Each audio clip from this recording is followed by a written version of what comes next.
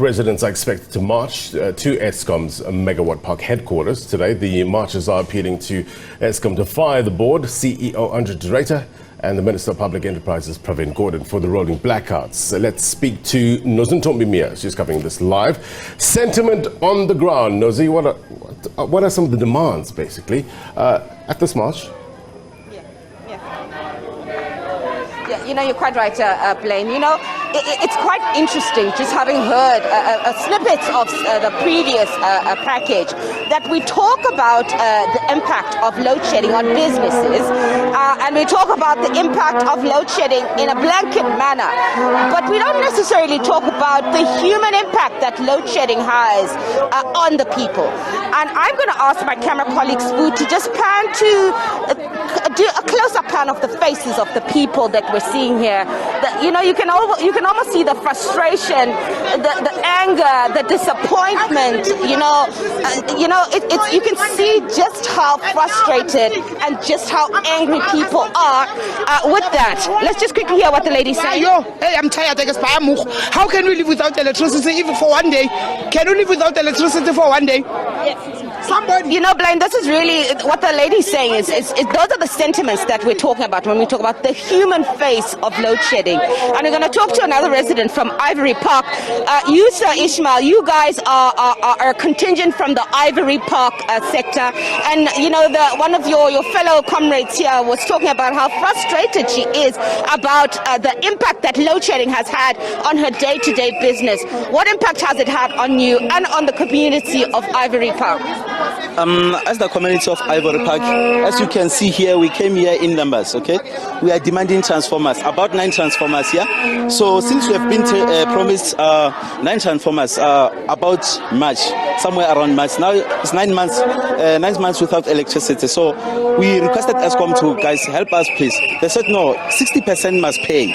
Those who are owing Eskom, those who don't buy electricity. So they can't punish us on behalf of other people who are not buying electricity. Wait, what you're telling me is that Eskom is basically holding you to ransom as a community. Perfect.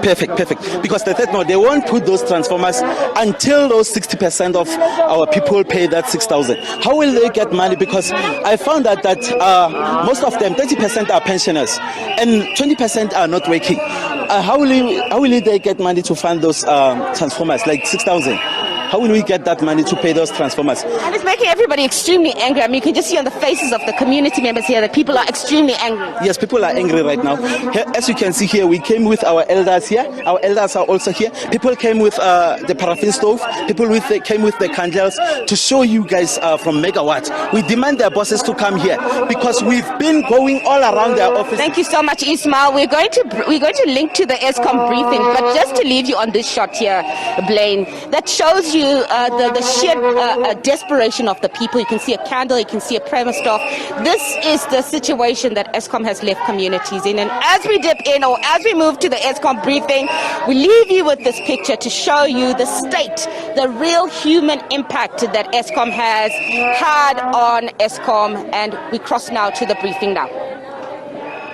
We also have 1,250 megawatts of units that are currently out returning to service before evening peak. So that will significantly reduce the load on our open cycle gas turbines tonight. As we speak, we have 9 open cycle gas turbines in operation at Ankerlig, a further 2 at Avon, which is an IPP. Just to give you a bit of context, on these open cycle gas turbines, or OCGTs for short, they consume each about 1,802 liters of diesel per minute. With 9 units in operation, therefore, we use about 17,000 liters of diesel per minute.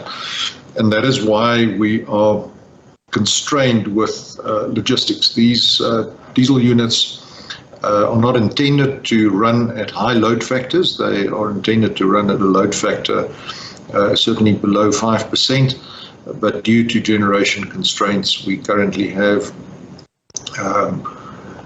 these units operating in order to make up for the shortfall in generation. We have a number of units that are at risk, at high risk this morning, are Duvo 1, which has still that high pressure heater leak that we referred to yesterday. That's about 575 megawatts at risk.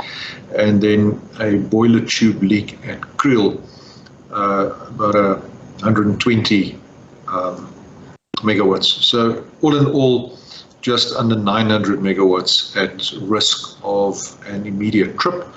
That risk, we believe, is manageable given the healthy state of our reserves. Our dams are still looking very good, so we've utilized our overnight excess generation capacity to augment our dams, and our diesel capacity is also looking solid at the moment. So at this point in time, the outlook for the weekend is good. We don't see any prospect for load shedding over the weekend. Of course, we will apprise you of what is happening as soon as the situation changes. We will continue with system updates whenever there is a need for us to inform the South African public proactively of what is going on.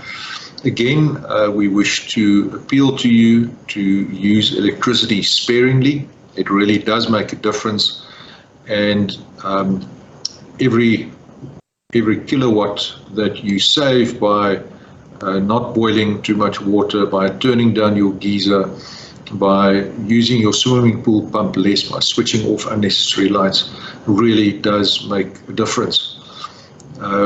Here at Megawatt Park, we're also changing our approach to electricity consumption. We are switching off our air conditioning during off-peak times.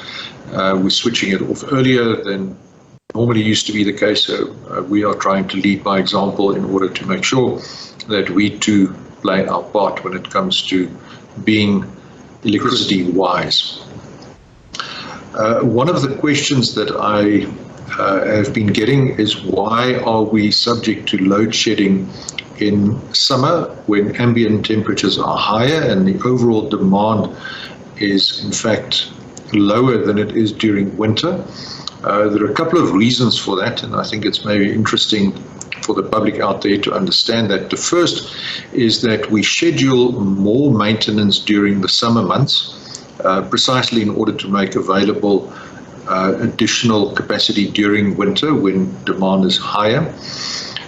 Secondly, the profile of demand during winter is significantly different. We have a very pronounced evening peak, which is quite short, whereas in summer you find that there is a sustained high offtake on the demand on the system, and that results in the units having to run harder for longer, and given the lack of reliability of our system, that then tends to expose some of our units to more challenges than they would otherwise have faced.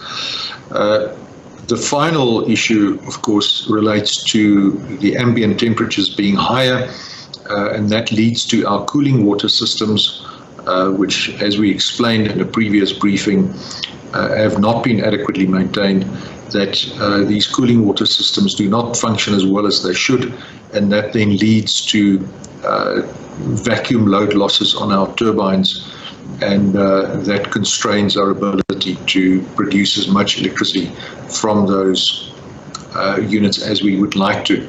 We are catching up on that maintenance, but because we have to schedule the maintenance to coincide with regular scheduled outages, this means that there's a period of about 3 to 4 years before all of that backlog of maintenance will have been eradicated.